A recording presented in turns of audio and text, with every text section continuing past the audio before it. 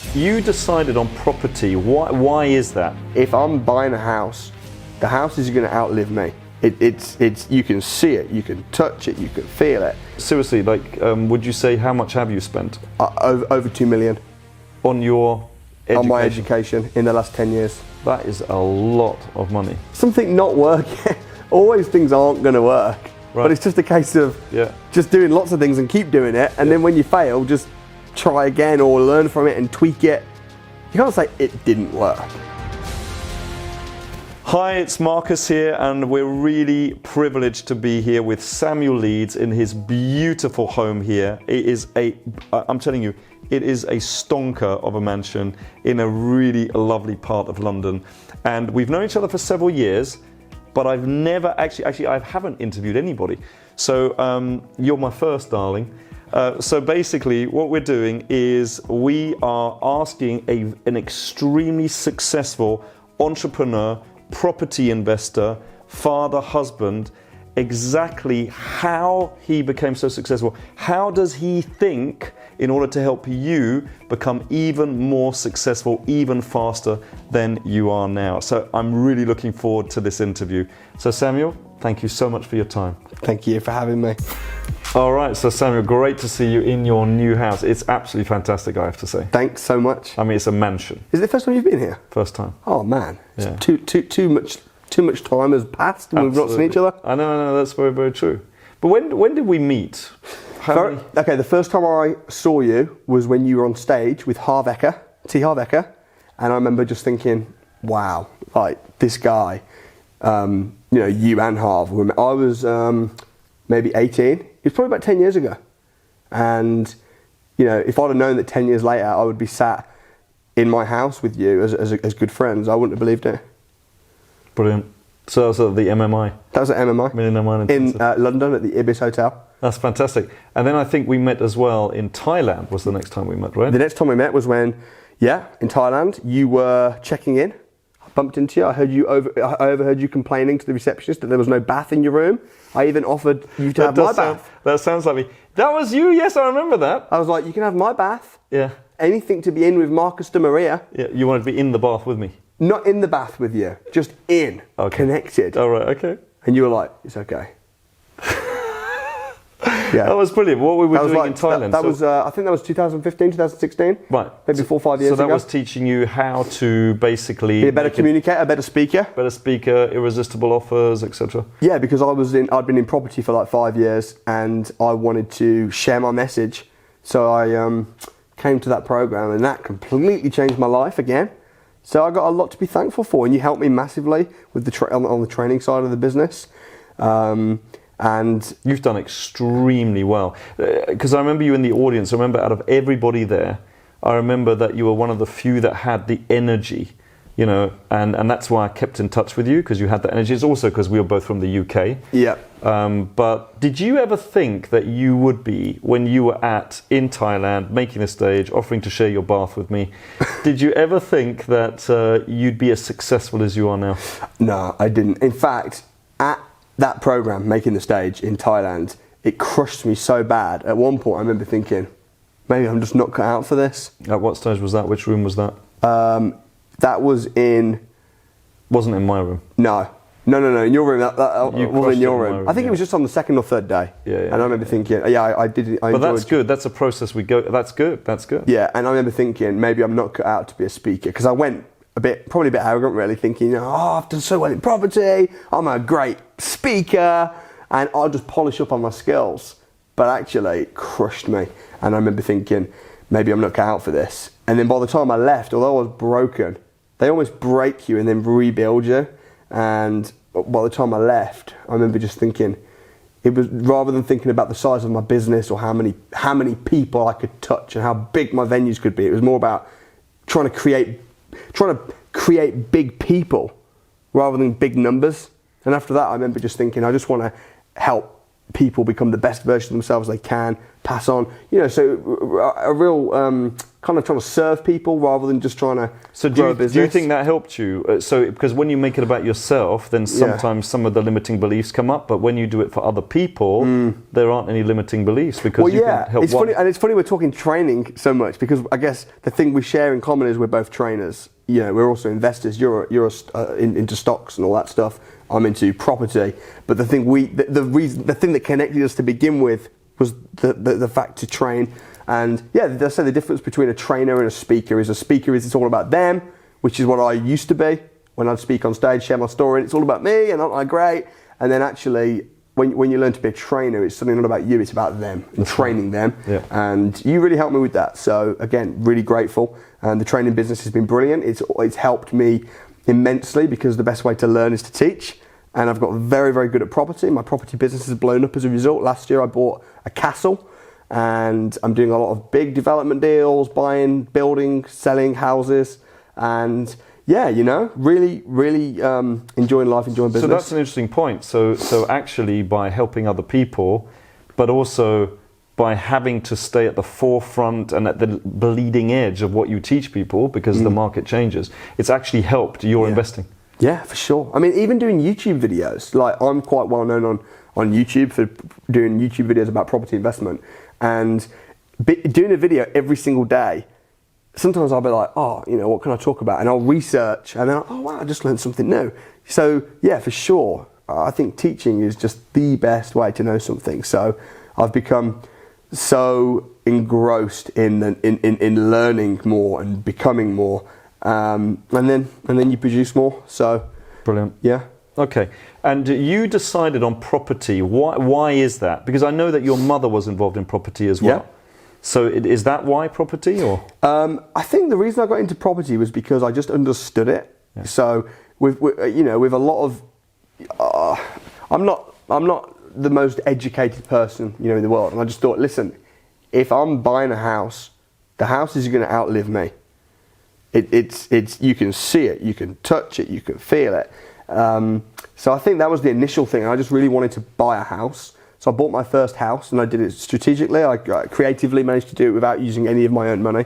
And when I got that first house and rented it out, I just got addicted to it really, and just kept building my portfolio. Started with nothing. And although my mum was in property, I grew up very kind of humble family, single mom.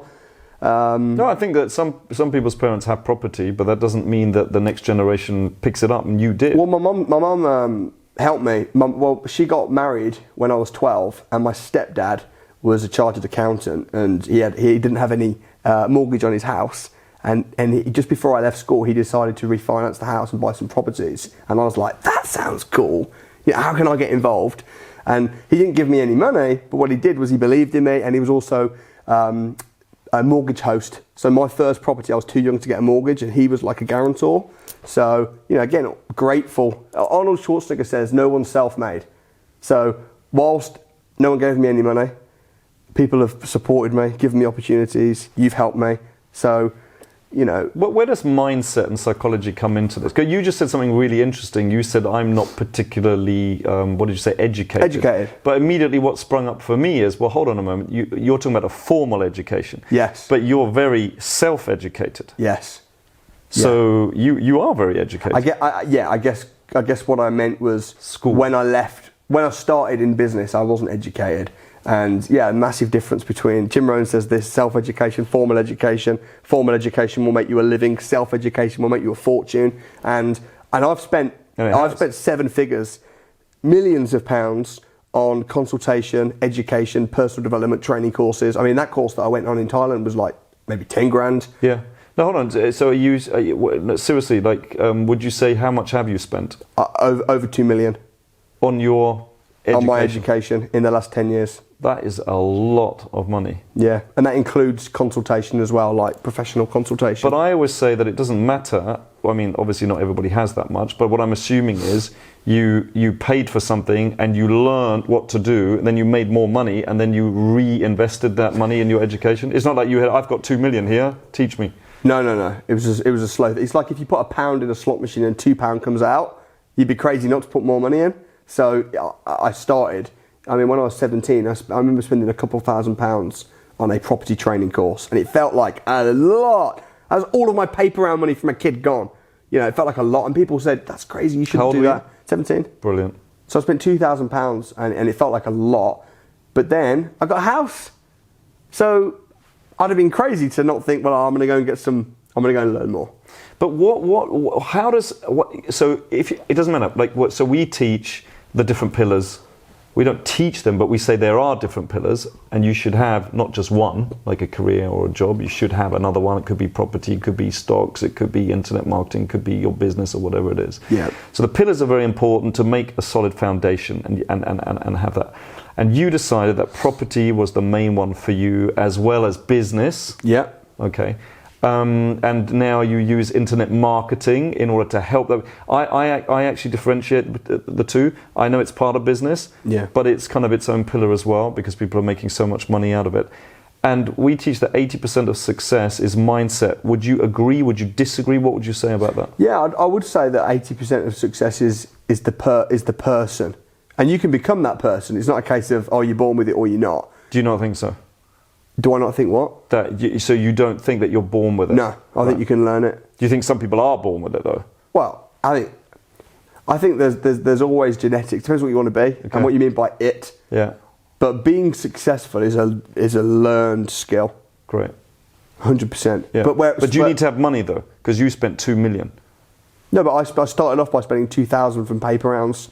And then I just worked up to 2,000. What if somebody doesn't have 2,000? Well, I did it with from paper rounds as a kid. So I mean, go get a frigging paper round. Exactly. So that's brilliant. Yeah. Yeah. Yeah. That's a lot of paper rounds, mate. Oh yeah, paper. While I was at school, I was the most crazy kid because I had loads of paper rounds. I used to buy and sell stuff at school. In my holidays, like I remember I'd go on a crash course to learn how to plaster, and then for my work experience, go and work on a building site. And then while I was at school, I used to advertise for my plastering business because I could plaster, but because I was busy at school and stuff and I couldn't really do it, I then used to, a lot of people were getting made redundant, plasterers, and I'd send them out to go and do the job, and then I would get the work and go 50-50, and I was like 15. Hold on, but okay, so here we go again, all right? I'm going to come back to my previous question about, it sounds to me, tell me if I'm right or wrong, whether you might have had a formal education, whatever, but you're street smart. Yeah. What if somebody isn't street smart? But you say street smart, but I messed up a lot, so I did that while I was 15, but I got myself in right messes. Right, okay, so that's the other side. Maybe I wasn't street smart, maybe I just was courageous enough to do it. You went through loads of things that didn't work, but that one did. Yeah. And that got you to the next level. Then you've F-U-C-K'd up. You know what? Something not working.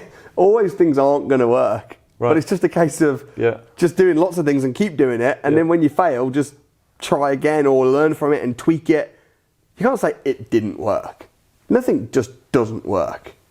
You just have to just do something a little different and then make it work. That's a powerful message.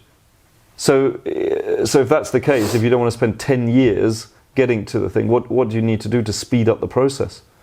To speed up the process of something working? Yeah. I guess it depends on what the end goal is. Well, let's say it's to have 2 properties, for example. Yeah. And somebody like looking now would say, well, I mean, I don't really make enough money now, and now I think, oh, paper round or something to make some money. And then you said, okay, I made loads of mistakes as well in order to get to something that actually did work. So is there a way of speeding up the process of getting there? I think just to find people that have done it before and learn from them. Right. So be obsessed. Work harder. Jim Rohn says this. Great. Jim Rohn I love. He says, work harder on yourself than you do on your job. So I think most people don't work hard on themselves at all, actually. So what does working on yourself mean? Working on yourself means deliberately getting better at stuff, or as a person. So rather than just... Is that a skill, or is that a mindset? Is it both? It could be both. So part of that could be meditation. That's working on yourself, working on your well-being, working on figuring yourself out, working on reading, getting skills, going on seminars and courses. Just being... I mean, I think the person who is... The more obsessed you are with getting better, no one just becomes successful by mistake. It doesn't just happen by mistake. You've got to get good. again, Jim Rohn, I'll quote him, he says, don't wish it was easier, wish you were better. Just get better. So it's interesting. So you just said work more on yourself than your job. But if you're spending 8 hours or 10 hours working for somebody else, so are you saying spend 8 or 9 hours or 11 hours working on yourself? What do you mean by work more on yourself than your job? Maybe, I guess it could be in terms of hours, but just in terms of focus, you know. Laser. Yeah, laser focused on getting better. I mean, even now I'm still obsessed with getting better. But I guess you do tend to waste a lot of time in meetings and stuff like that in a job, as opposed to just doing the actual thing. Yeah, they say like the average employee just works for 2 to 3 hours because there's so much waste. Probably. So that being the case, then, like, what should people do? Like, mornings, lunchtimes, evenings. Is it reading? Is it listening to podcasts? Is it going to your channel? I mean, what? Yeah, and I think as well, if you say to someone, you should read this many books and do this much, it's more of it's a falling in love with it, you know. So if you really have a burning passion to get good at making money or to get good at anything, it's just something that you just do all the time, rather than saying you've got to do this, you've got to do that. And I think that is the root of being successful. Being successful is the fruit, but actually the root is just being obsessed with getting the skills and getting good. And that's why I run a training company. And then do you think that if they chose which of the 5 pillars was the right one for them, and they focus a laser beam focus on themselves and on the material, then the money will follow? Yeah, 100%. Money is a result. That's what they teach at Millionaire Mind Intensive. Money is a result, and I don't tend to focus that much on the money these days. For me, I focus more on other stuff. Money follows. Albert Einstein says, don't try and be successful, try and be valuable. And if you're valuable, then the money will follow. So you don't think rich people focus on money then? I don't know. I mean, of course, money's the score, right? So keeping tabs. It keeps tabs of how well you do. So don't get me wrong. I am wanting to see every month, what did we make? What's going on? What did we spend? What's our net profit? But that's not on a day-to-day. I'm not thinking, get money, get money, get money. I don't. If anything, I guess people who don't have money and lacking it at the moment, that can change. Well, I'll tell you something. When I was really scared that if I really went after money, I'd fall in love with it and it would change me. Okay. I know you're religious. Yeah, Christian. So there's a quote in the Bible. What is the actual quote? The actual quote is that you cannot serve both God and money. Okay, so explain that to me. So the Bible says you cannot serve God and also serve money. Serve. So is that? Well, I don't understand what. Well, for me, what that used to mean was you have a choice. You can either strive for riches, or you can strive to be a spiritual good person, but you can't have both. So is that what you said just now about adding value to other people? Maybe. I mean, I think that growing up, my church was an ex-brethren church, and it was definitely the mindset. People would wear poverty like a badge of honour. So going from that, that in my head, especially if everybody else is as well. Yeah. Then it's good, right? But the interesting thing that happened was, when I became wealthy, when I became successful, there were some churches that would celebrate that, but almost not in a healthy way, because it was like, if you're rich and successful, then that's God blessing you. Okay. But if you've got problems and you're sick and you haven't got money, you're being punished by God because you must be doing something wrong. You must be in sin. Oh wow. Okay. So they went, but your church wasn't like that, right? My church was the opposite, but actually it's the same, because the same message is that there's a correlation between how good you are as a person and how much money you have. And actually, I don't think there is a correlation. Interesting. I don't think that I've met people who are really rich who are complete jerks, and I've met people that are really poor who are complete jerks. So they're just people. They're just people. So knowing that there's no correlation between how good you are and how much money you have, because actually, if you say how much money I have defines me as a person, then I think that's just a bit messed up. That's a bit of a slippery slope as well. Because if you value yourself because of something and you lose it, then your value goes down. Yeah. I mean, how does that? I don't personally get And here's what I think. You can't, you start doubting yourself. Yeah. But the quote, as a Christian, what I realised was that you can't maybe you can't serve God and serve money, but you can serve God through money, and money is just a tool that can be used. Okay. So now I do a lot of work. I've got a charity, Samuel Leeds Foundation, and if it wasn't for my business, I wouldn't be able to fund that. Right. So actually, money's a tool. Yes. To do good or bad. Yeah, to do whatever.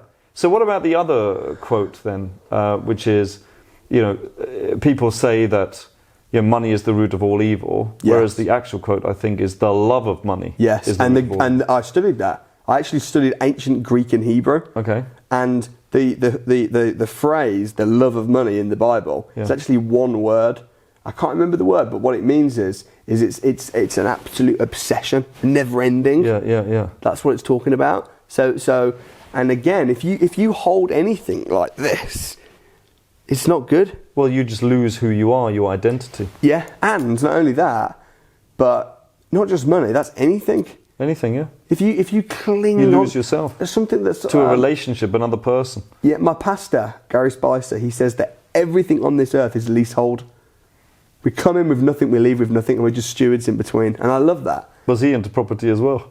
I think he might be a little bit. It sounds like it. Yeah, he's a great guy, but just the whole concept of having a lot of money but holding it with open hands. Yes. Having a lot of knowledge but being open with it. Well, it's not ours anyway, is it?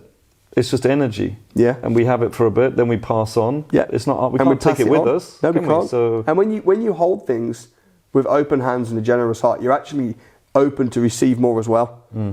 Whereas when you hold it like this, it's just, I don't think it's healthy. So whilst I make a lot of money, and I'm very proud to make a lot of money because I've worked really hard, I think that it is important. When you make a lot of money, you do have a responsibility and a duty of care to be responsible with that. I really believe that. Yeah. No, I'm sure you do. Absolutely. Yeah. So I know you've had a lot of success financially. I know you've had a lot of success in property, which then also is financially. I know you've had a lot of success helping other people doing the same. Yeah. You get a lot of people who really enjoy your shows, especially when you go out there. And I want to talk about that in a moment, where you go and you go back and as if you were starting from zero again, and you put yourself in there. Not a lot of people would. In fact, I don't know anybody who does that, right? But you must also get some haters as well. Yeah. How do you deal with that? There's haters, there's critics, and there's trolls. And a critic is someone that will tell you something that you're doing that's not good, but usually with the intention for you to be better. That's good. So critics are good. Critics are great. I like critics. Yeah. I always listen. I'll always respond. Yeah. Like critics. A critic might be someone. Feedback. Yeah.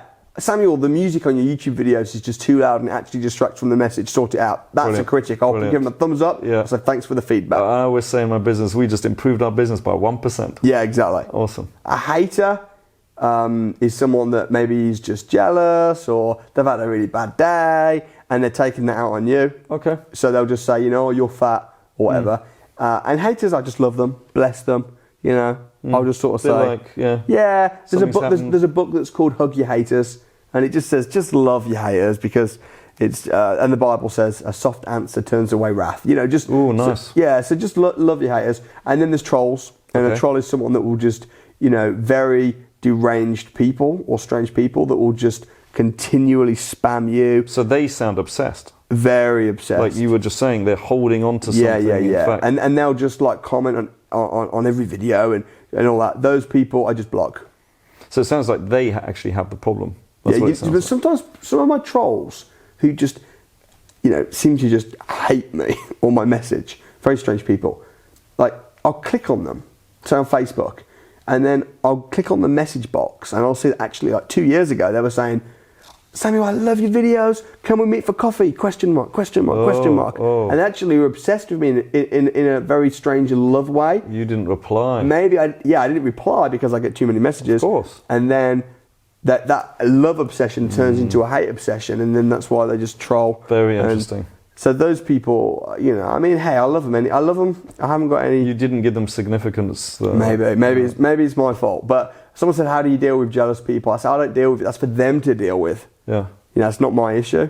So, yeah, I guess I'm just doing my thing. I always say for every one hater, you've helped 100. So you don't look too much. I know that some No. people, about the likes and, I mean, you must go, oh, look, but you don't like, oh, I've got so many, and if I don't, what you were saying before, your feeling of worth doesn't go down if No. you don't have any, No, I mean, don't get me wrong. If a video goes viral or if I get loads of views on a video, You're proud of it. it's great. Yeah. And I like it and I check it and I read the comments and stuff. But I think there's the online world and then there's the real world. And sometimes you do need to separate the two, because you can be, really popular 1 minute online and then suddenly next minute really unpopular, and people are very fickle. So and you can't control that. No, and there's keyboard warriors and there's this. So I never let my mood or my worth or my anything depend on what people are saying online. So you just focus on your thing. You just do just your the real thing. world. And some people like it, some people don't. So even now, like we're doing this interview, it's great. This is the real world right now. But then this will be put onto the online world, and I'm not too interested. I'm more interested in this conversation right now. And then when people are discussing this interview later online, I'll be focused on the next conversation. Right. And I'll be doing the next. So I don't get too obsessed with what's happening online.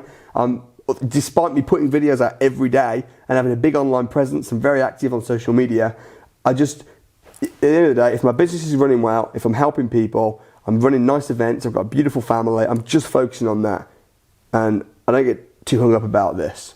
But I asked you off camera earlier whether you're somebody who has quite thick skin. Yeah. Do you? Yes. And do you think with people that I haven't got close in my life? I haven't got thick skin with my wife. If my wife raises her eyebrows, I'm like, "Are you okay? What's up?" great distinction? Yes. Yeah. But it's everybody out there. Yeah. Who you don't. There might be 10 you can't people. control. There might be 10 people where I've got thin skin, where I'm really. To be honest, even you, like if I sense that you were upset with me, or if you, I'd be concerned. Like, hey, let's chat. Are we okay?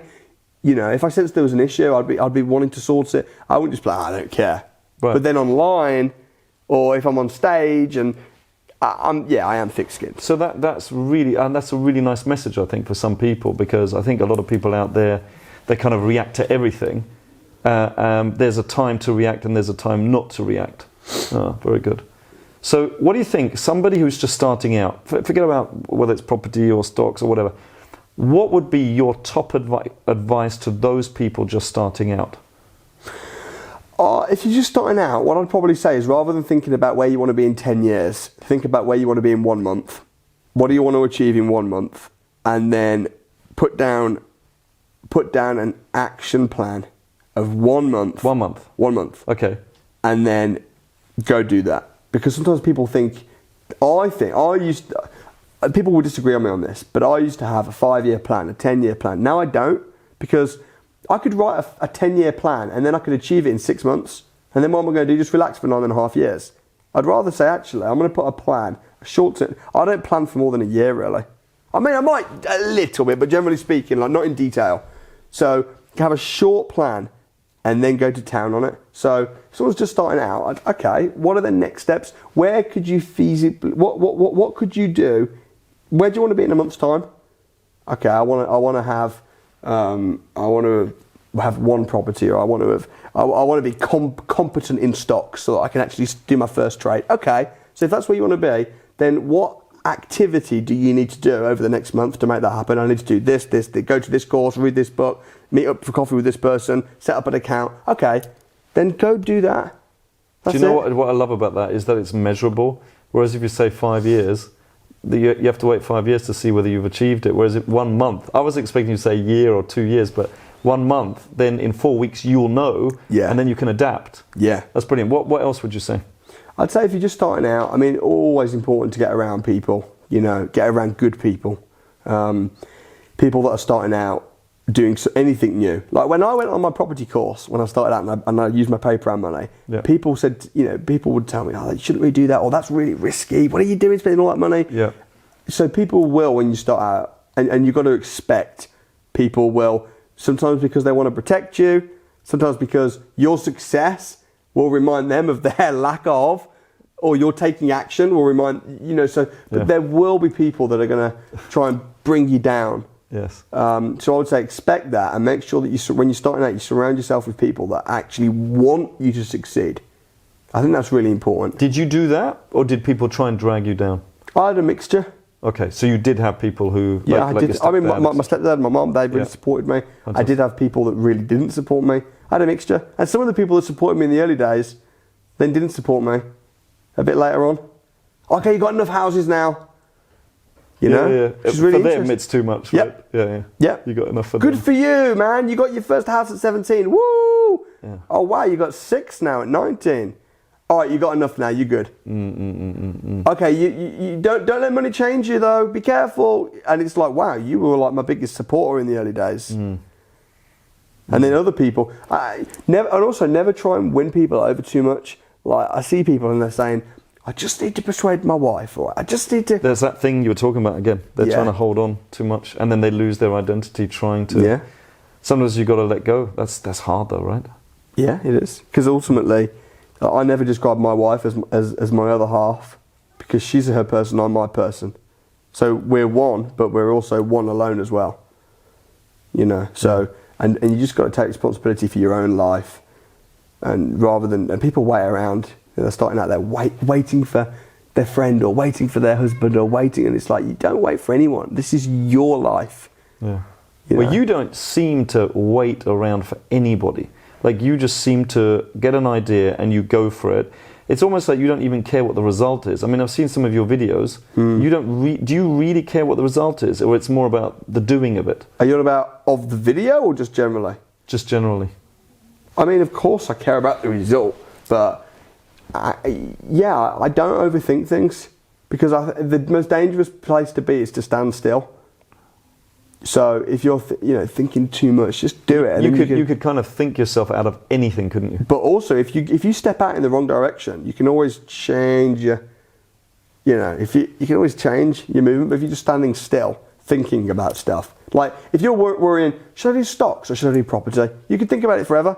Just choose one. Choose the wrong one. Yeah. And just go and do it. Brilliant. And then after a month, if it's the wrong one, then you can slip into the other. It doesn't matter, but just do something. But do you think you need to have this thing, which I think most people are missing, or maybe they're not? Let's have that discussion. Confidence. Confidence comes from knowledge. Confidence comes from knowledge. Yep. Samuel, Okay. can you help me become more confident? I'm just not confident in myself. You're not confident because you don't know what you're doing. You probably shouldn't be confident. If I were you, I'd be very unconfident too. So what you need is the knowledge. See, if I'm playing a board game, I don't know the rules, I'm going to be really unconfident about my win, and I should be. Whereas if I learn the rules and I know exactly what to do, exactly where to put what to put where, suddenly I'm like, oh, I'm confident. So I think and it's the same in business. If you know what you're doing, then confidence comes. You don't need a mentor and someone to give you. You just need to know what to do. You just need to be trained. But hold on, then you do need a mentor. Or is Well, it a coach? you might. Okay, Well, of course, you need to be- something. You need to be trained. Yeah. You might need to read the book, or you might need to attend the class, or you might need to.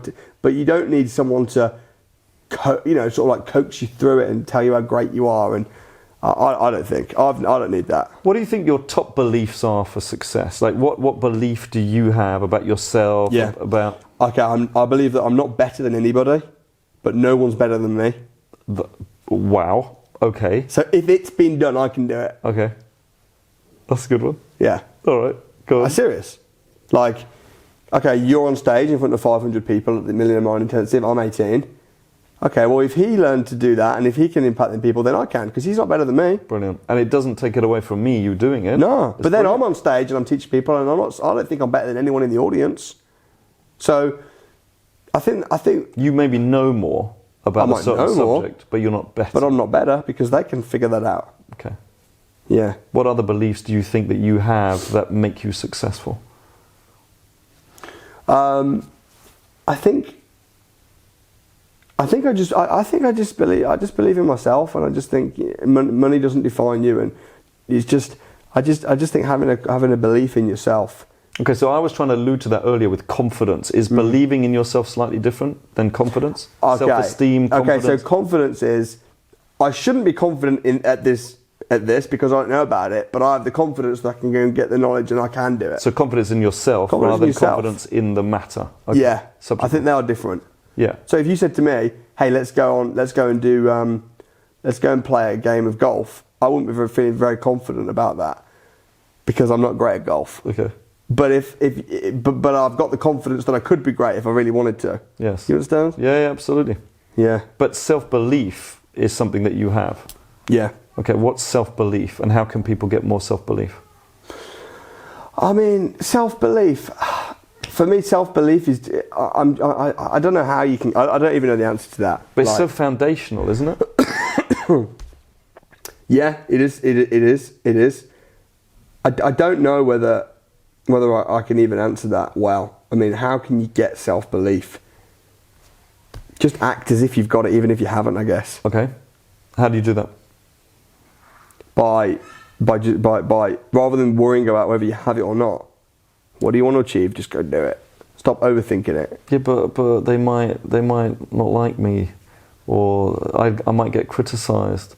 Yeah. It's so much easier not doing anything. Actually, I'll do it tomorrow. I'll do it next week, next year. I mean, that way of thinking, like, if you care what other people think, you just can't. It's just game over. Yeah. I mean, it's funny because when you become successful, you don't get rejected that much. When I started all over again from scratch, that was when I remembered what rejection feels like. I remember thinking, I haven't been this rejected in a decade. Okay. It's really funny. Yeah. It's something that you can lose. So, I mean, we better tell the people watching this what you did. You really put your... Money where my mouth is. I was going to say balls on the line. Okay. All right, all that. Money where your mouth is. Yeah. By literally, I think it was £50, and you had a week to make it from scratch. Yeah, I got dumped in a random location where I didn't know the area. With a very dodgy wig. Dressed in disguise. With an old yellow banger car, yeah. £50 in my pocket, and genuinely when I left my house to go and do the challenge, Amanda, my wife, was just crying because she knew I was not allowed to come home. I'd been cut off from my bank account, I'd been cut off from everything, and I wasn't allowed home until I'd become financially free.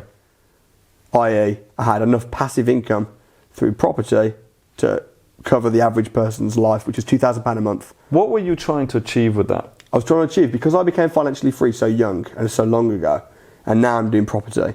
So many people say, oh, but the market's different now.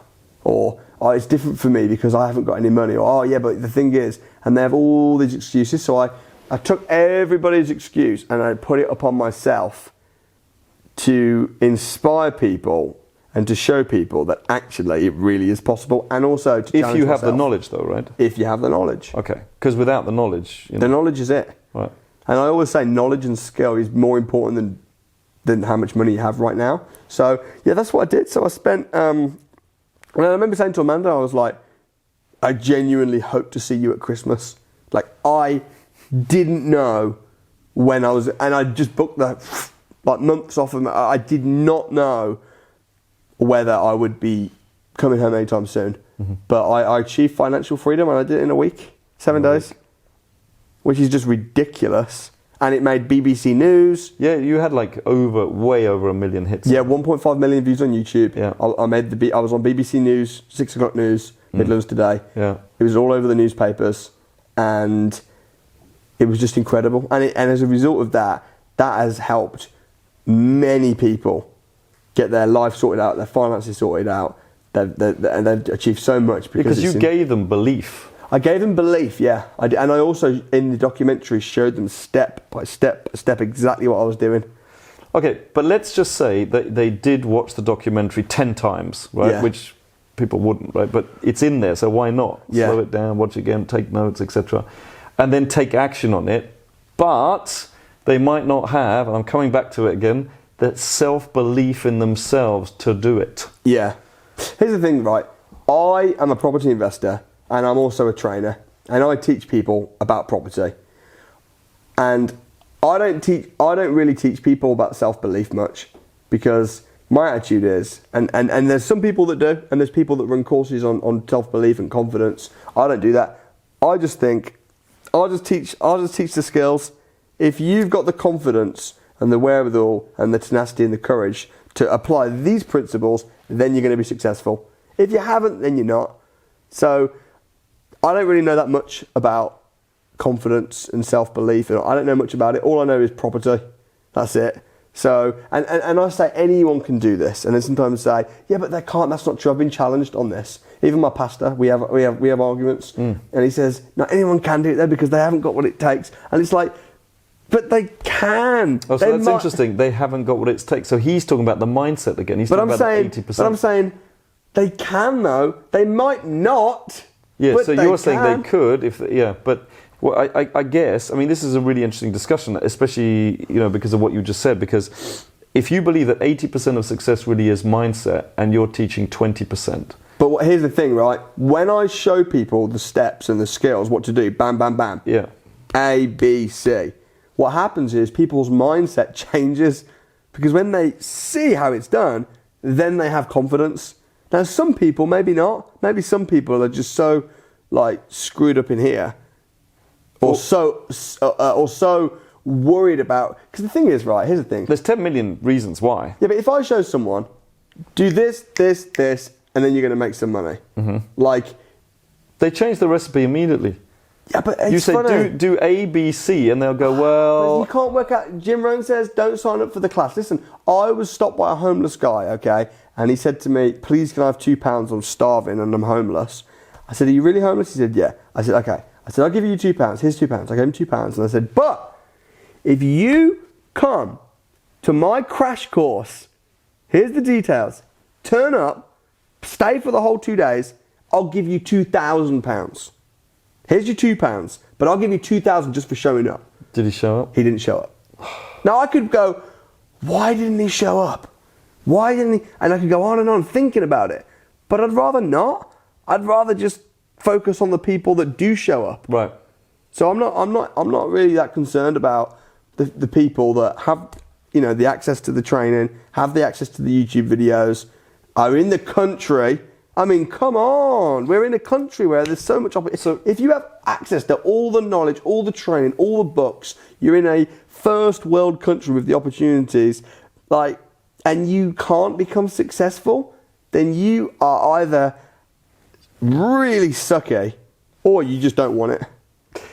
Right. And it's the sucky bit. That's the thing. So we very much go into the pain pleasure because we think that there's two motivations. There's the running away from pain and there's running towards pleasure. And what I believe that in the short term, people need more pain in order to move.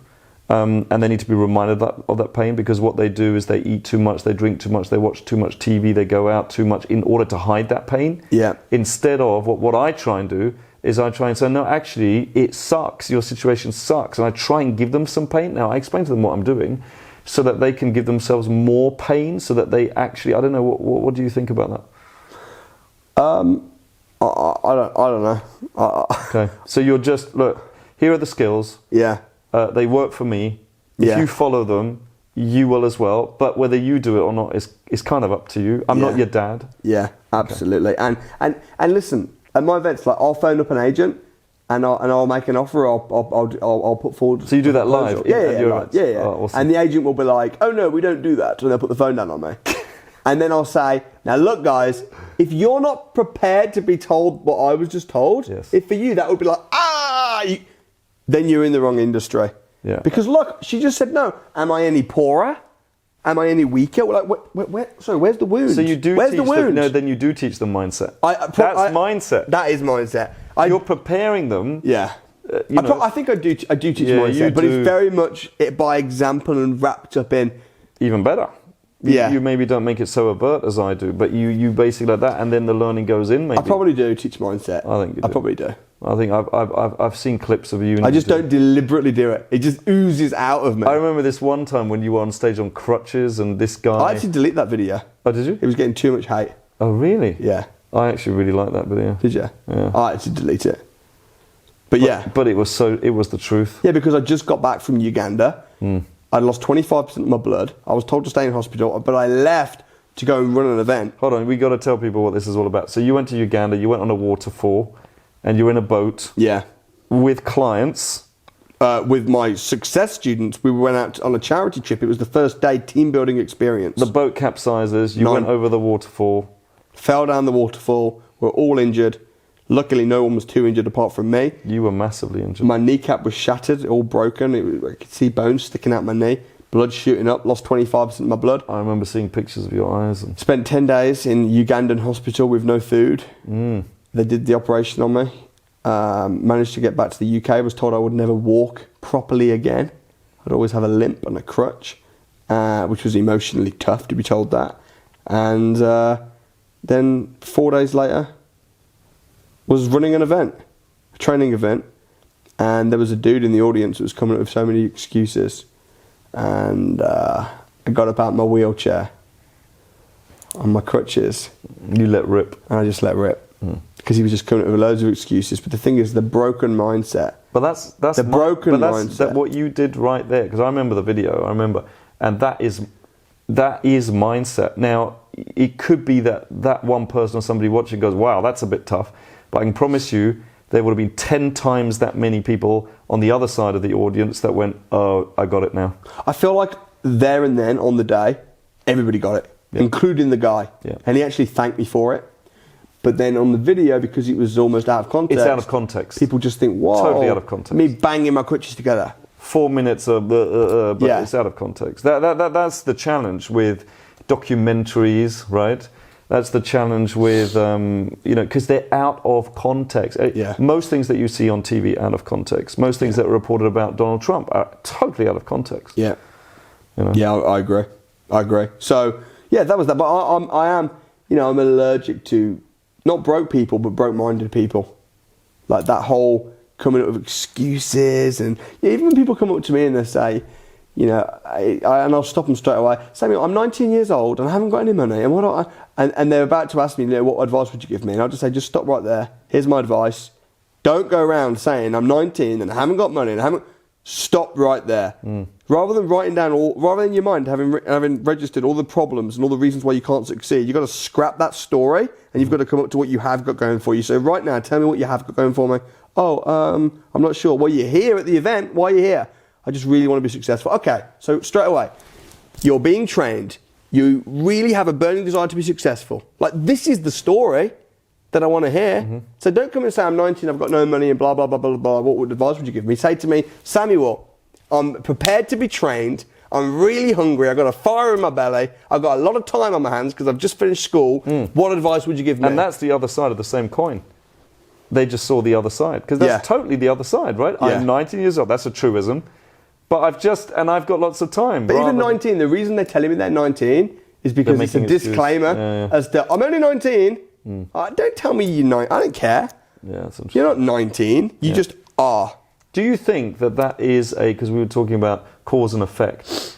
Do you think that is like the effect of a serious problem we have in society? Yeah. Which is, I'm just putting it out there, the lack of parenting. I mean, I don't know if it's parenting. It might be everything. It's just the whole system and the whole. We are programmed and brainwashed to be poor, right from birth. The school education system, the banks, the media, the government, it is all there to brainwash us to be poor.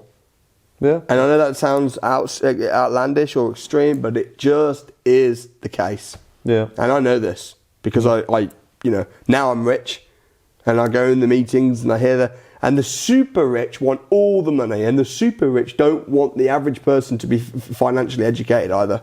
Yeah, and that's why we just don't enough not to cause too much of a problem, just enough money to do that. Just to comply. Yeah. Because the government cannot control you if you are financially free.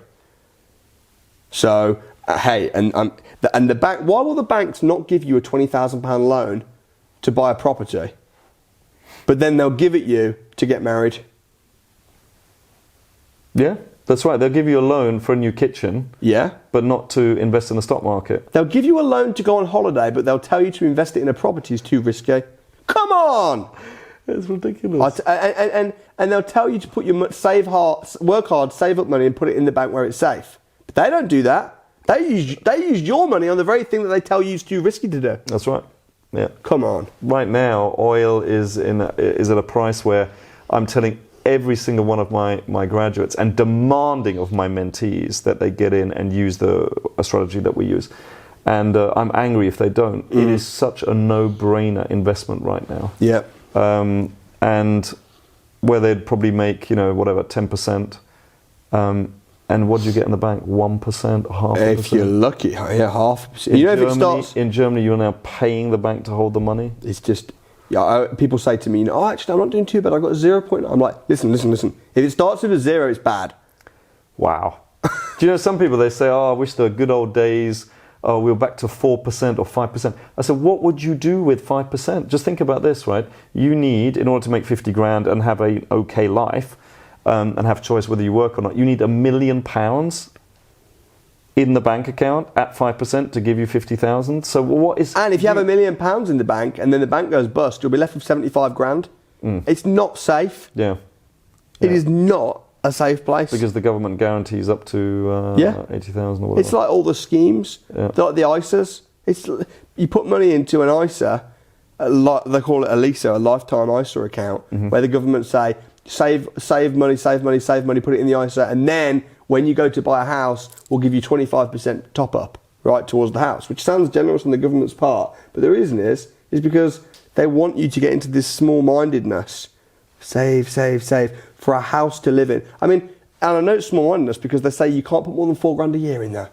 So in your mind, it's like, okay, so I can't put more than 4 grand a year in, and I need to save up to buy, and I have to put it in a house to live in. I can't invest it. So straight away, you think 4 grand a year. So that means in probably about 6-7 years, I'll buy my first house. Straight away, they got you in that slow work rat race. I've never understood that. It's the same with the pensions. You say, okay, most people have 30,000 in it on average, because some people have nothing in their pension, but you can only put a certain amount in a year, and after 1.5 million, and it's going down and down and down and down every single year, then it all becomes taxable. So it's totally mixed messages. Yeah, it is. It's like they want you to be slow and small-minded and dependent on them. Even with some of these schemes like the ISAs, they say, oh, and if a new government comes into power, we could change it. Yeah. And then you think, shit, do I do it or don't I? Yeah. Well, it's just like, it's what? mixed messages, yeah, totally. What? Yeah. By the way, I say to people, open up a trading and investing ISA, because you can put up to 20,000 per adult per household. So if we were married, then it would be, I could put 20. If I don't want to marry you, just share a bath. That's it. That's it. Yeah. Well, we'll see what happens. Step at a success is happens one step at a time. And then if we have like a teenage son, like 18, etc., that's another 20,000. So it's 60,000 you could ferret away. But the strategies I teach are not saving. It's just a wrapper to invest and grow that money. It's supposed to grow, not stay there. What is with saving? I don't understand saving. I just don't get it. No. What are you saving for? I used to think like that, but now it does not make everybody. any I sense. used to think like that, of course. Save money. What for? Yeah. What, so that a rainy day? So that it can just shrink as the inflation goes up? That's right. Yeah. And no one knows what inflation, the real inflation rate actually is. But let's say it's 5-6% or whatever, and we're getting 1% in the ISA. I mean, you're losing money every single year. You put 50 grand in the bank, and then you wait 10 years. It's probably worth about 36 equivalent. You put it into a property, and not only does the property go up, but also, if you've bought smart, you've used a mortgage. So the money doesn't go up in value. Actually, the house goes up in value, which means you've suddenly got a lot of leverage. Yeah. So and that's one of the reasons I like property, because you can leverage so well as well. I know there's pros and cons. I've had debates about, is equity better than property? I think property is great, as you know. And I think stocks are great. And I think that ultimately, the best thing to invest in is what you know. Exactly. And I think that I know property really, really well. Or whichever one you choose, right? Like you said, just choose one. Yeah. And if you don't like it, you can always go to the other one. But choose one. Imagine if Warren Buffett had never said, I don't know, I'm not going to do anything. He'd be doing the tills at Kmart. But I think they're too complement one another anyway. You can do both, but if you're not doing either right now, just pick one and just go for it. Yeah, we do both. You do, but you're in cryptos as well. Yeah, it helped with your help and advice. I'll text you. When should I buy? What's going on? Absolutely. Yeah, brilliant. Anything else you'd like to say to the audience to help them be even more successful than they are right now? Yeah, you know what? I think what I would say is just start. Just start. Get good people around you and have fun along the way. Enjoy the process, because sometimes when look at where I'm at now, the success, the money, whatever, I look back and I think actually it was really good fun building it up. So enjoy it. Don't be thinking, when I get to this point, then I'll be happy. When I get this much money, then I'll be happy. Just enjoy the process. And I say process, not journey, because journey would say, let's see where I go. Whereas process is, if I do this is going to happen. So enjoy that process. Very nice. Thanks, Simon. Hey, welcome, man. Thanks for having me. Thanks. Thank you so much for watching. Please make sure that you hit those likes and subscribe to this channel, because there are a lot more videos coming that are of this quality, helping you become more successful in your life. I'll see you on the next video. Make sure you subscribe.